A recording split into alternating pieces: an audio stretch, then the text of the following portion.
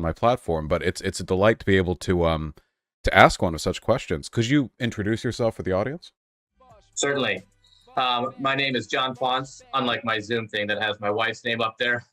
Um, I recently retired from the military on the 1st of January after 24 years.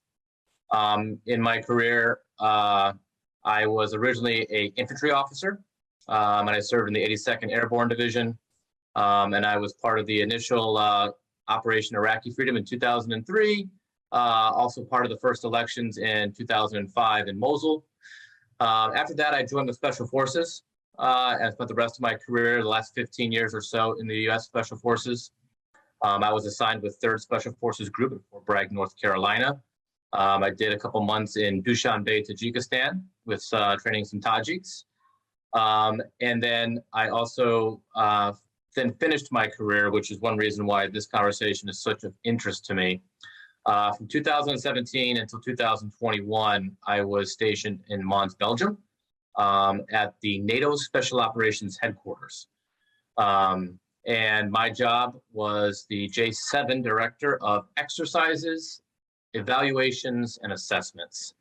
So basically, my job there was to work with the NATO nations who were providing forces on behalf of the NATO response force to understand and be tested against the standards and the inoperability checklists that were provided by NATO in order to operate as a NATO force. And then a part of that also in 2019, we evaluated Ukraine. Ukraine was the first nation to offer troops to the NATO response force, that force being that if NATO invoked Article 5, this would be the force that would respond. There's been a lot of nations that have, or non-NATO nations that have provided to NATO in the past and continue to do so, but this was the first time that they were actually part of the response force. And so in that, I got a couple chances to go to Kyiv and work with the Ukrainian Special Operations Command and watch them go from, Ukrainian standards to working toward NATO standards and eventually being certified as combat ready to go and fully interoperable with NATO forces, which of course was a great source of pride for them, as it should be, and as it was for my office as well.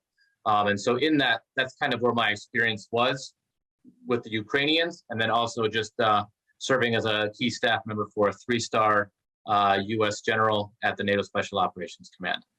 So there's a not so brief introduction, but I hope that's enough. Well, you have done many things, so it makes sense. Yeah, you've I have not done anything in my life as much as you've done any of the things that you just talked about. I have so many questions. First of all, and I know I already said this, but to reiterate, thank you very much for coming on. I really do appreciate it. Wow. Okay. Whew. So I have a left-leaning political channel. Pretty left-leaning.